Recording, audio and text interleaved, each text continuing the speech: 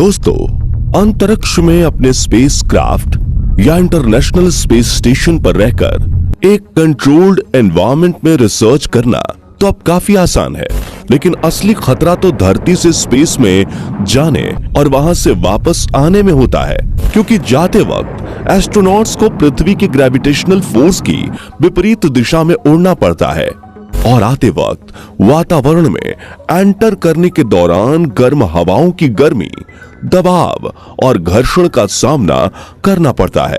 और इस दौरान हुई एक भी छोटी सी गलती भी स्पेसक्राफ्ट में सवार अंतरिक्ष यात्रियों की जान तक ले सकती है। इसलिए एस्ट्रोनॉट्स के साथ कई एक्सपर्ट्स का ग्राउंड क्रू इस बात का ख्याल रखता है कि टेक ऑफ और लैंडिंग सही से हो जाए। और आज के इस वीडियो में हम इस स्पेस ट्रैवल के विज्ञान को आसान शब्दों में समझेंगे, तो पूरा वीडियो जरूर देखिएगा।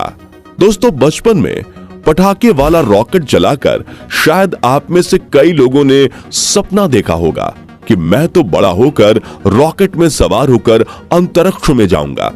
यानी ये बात तो हम सभी को पता होती है कि रॉकेट ही वो व्हीकल है जिसकी मदद से स्पेस में पहुंचा जाता है।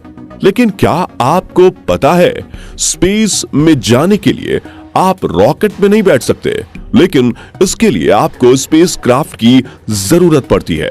अब आप कहेंगे कि फिर रॉकेट किस काम का?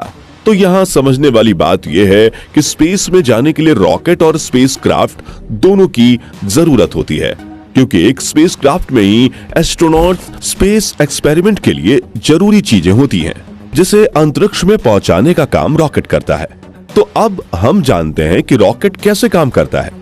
इस प्रक्रिया को समझने के लिए आइए सबसे पहले जानते हैं कि आखिर रॉकेट काम कैसे करता है।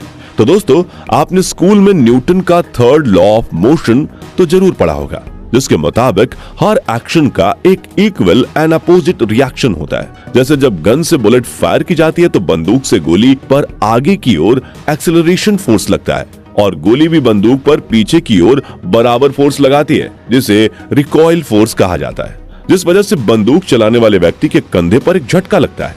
इसके अलावा जैसे हम जमीन पर बॉल उछालते हैं, तब जिस स्पीड से हम बॉल को नीचे मारते हैं वो उतनी ही स्पीड से ऊपर की ओर उछलती है। एक रॉकेट भी न्यूटन के थर्ड लॉ ऑफ मोशन के इसी सिद्धांत पर काम करता है। ढेर सारे ईंधन का कंबंशन से रॉकेट थ्रस्ट पैदा करता है, जिसके इस्तेमाल से वो जमीन से उठता है और पृथ्वी के गुरुत्वाकर्षण बल की विपरीत दिशा में आगे बढ़ता है। यहाँ गौर करने वाली बात यह है कि लॉन्च पैड से निकला ये गोलाकार यान रॉकेट नहीं होता, बल्कि उसके पास में लगे इन ट्विन इंजेक्शन को रॉकेट कहा जाता है, जिसका काम सिर्फ अपने पेलोड को स्पेस में पहुंचाना होता है। इस पेलोड में स्पेसक्राफ्ट में बैठे एस्ट्रोनॉट्स, सैटेलाइट या फिर साइंटिफिक इक्विपमेंट्स होते हैं। दुनिया में मौजूद हर इंजन की तरह रॉकेट को भी काम करने के लिए ईंधन की जरूरत होती है। जब ये ईंधन जलता है तब उसमें से गर्म गैस निकलती है।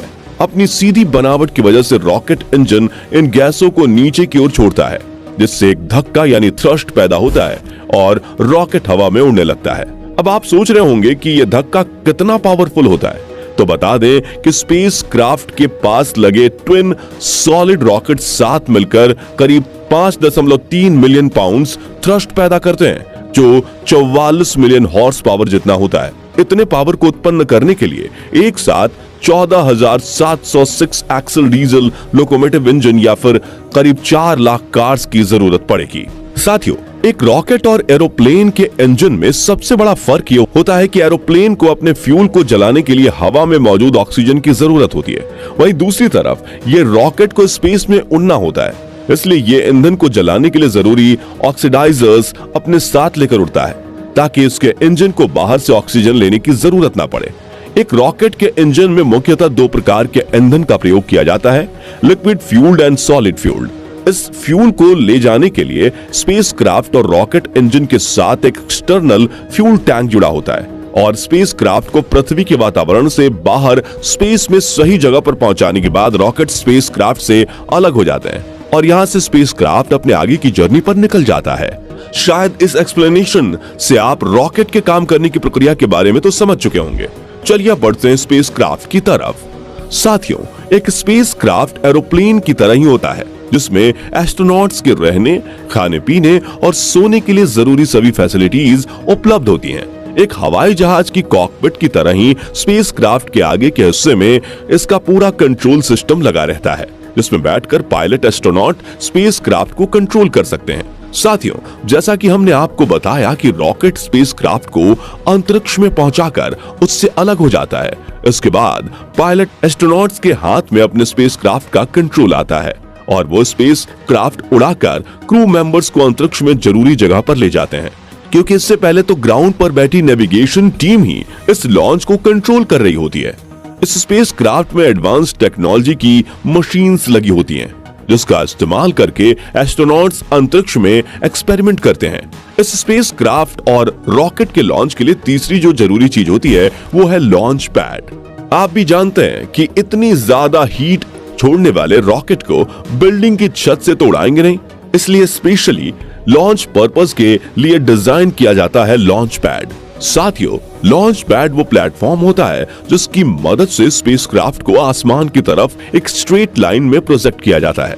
अब पेलोड जितना ज्यादा होता है, लॉन्च के स्टेजेस उतने ही ज्यादा होते हैं। इस लॉन्च पैड पर रॉकेट और स्पेसक्राफ्ट के सेटअप होने के बाद इसे नेविगेशन टीम स्पेस सेंटर में बैठकर आसानी से कंट्रोल कर सकती है। ठीक वैसे ही जैसे आपने मूवीज में कैमरे में बैठे वैज्ञानिक को लॉन्च के वक्त 5, 4, 3, 2, 1 लॉन्च कहते हुए सुना होगा। दोस्तों, अभी उतनी टेक्नोलॉजी डेवलप नहीं कर पाई कि एस्ट्रोनॉट पृथ्वी से ज्यादा दूर जा पाए, इसलिए वो पृथ्वी के आसपास ही अंतरिक्ष में अपने एक्सपेरिमेंट्स परफॉर्म करते हैं और कई बार एस्ट्रोनॉट्स के स्पेस शटल सीधा इंटरनेशनल स्पेस स्टेशन पर जाकर लैंड करते हैं, जहां पर उनके रहने, खाने पीने और सोने से लेकर एक्सपेरिमेंट के लिए मॉडर्न इक्विपमेंट्स सब कुछ मौजूद होता है। अब इस इतने बड़े स्पेस स्टेशन को बनाया कैसे गया, उसके बारे में फिर कभी बात करेंगे।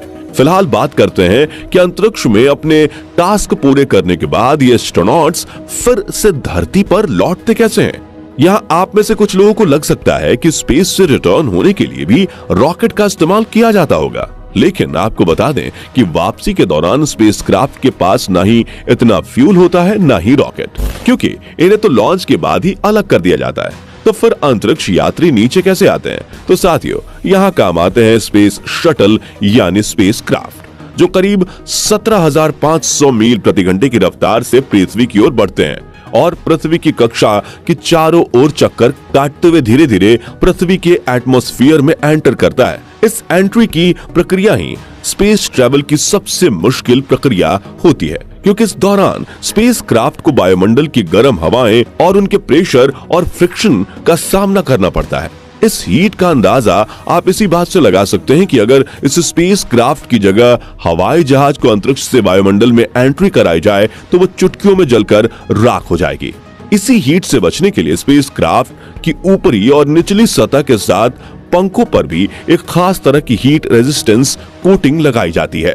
दोस्तों, आपको ये जानकर हैरानी होगी कि 2003 में जिस कोलंबिया स्पेस शटल में कल्पना चावला और कुछ अन्य एस्ट्रोनॉट सवार होकर पृथ्वी पर आ रहे थे, लॉन्च के दौरान उसके पंख से ये हीट रेजिस्टेंस कोटिंग उखड़ गई थी, जिस वजह से वायुमंडल की गर्मी ने अंतरिक्ष यात्रियों के साथ पूरे स्पेसक्राफ्ट को ही कुछ पलों में जलाकर राख कर दिया था। साथियों, कल्पना चावला के इस हादसे के बारे में डिटेल वीडियो आप आई बटन पर क्लिक करके देख सकते हैं। खैर, जैसे जैसे ये स्पेसक्राफ्ट पृथ्वी के वातावरण में दाखिल होकर धरती की ओर बढ़ने लगता है, वैसे वैसे ये जमीन के पैरेलल उड़ने लगता है और फिर आता है लैंडिंग का समय, जो पायलट एस्ट्रोनॉट के लिए चुनौती से कम नहीं होता, क्योंकि हवाई जहाज की तरह ही स्पेसक्राफ्ट को भी एयरपोर्ट के रनवे पर ही लैंड कराया जाता है और लैंडिंग के दौरान इसके नीचे की ओर लगे पहिए खुल जाते हैं। लेकिन एक एरोप्लेन के मुकाबले स्पेसक्राफ्ट की स्पीड काफी ज्यादा होती है, इसलिए लैंडिंग के दौरान रफ्तार कम करने में मदद करने के लिए इसमें पीछे की ओर एक पैराशूट भी खुल जाता है। हालांकि अपोलो, जेमिनी, सोयूज और मर्क्यूरी जैसे कुछ स्पेसक्राफ्ट की लैंडिंग समुद्र में भी कराई गई थी, लेकिन इससे स्पेसक्राफ्ट के पानी में डूबने का खतरा बना रहता है, इसलिए अब इस तरह की लैंडिंग नहीं करवाई जाती। तो इस प्रकार आपने जाना कि अंतरिक्ष में जाने और वापस आने की प्रक्रिया में कितनी भारी चुनौतियों का सामना करना पड़ता है। खैर, स्पेसक्राफ्ट की लॉन्चिंग और लैंडिंग में से आपको कौन सी प्रोसेस सबसे ज्यादा मुश्किल लगी? कमेंट करके जरूर बताइए। तो फ्रेंड्स, आज के वीडियो के लिए बस इतना ही। अगर आपको ये वीडियो पसंद आया हो तो इसे लाइक और शेयर करें। ऐसे ही इंपॉर्टेंट और नॉलेज वाले वीडियोस के लिए इस चैनल को सब्सक्राइब और फेसबुक पेज को फॉलो जरूर करें। धन्यवाद।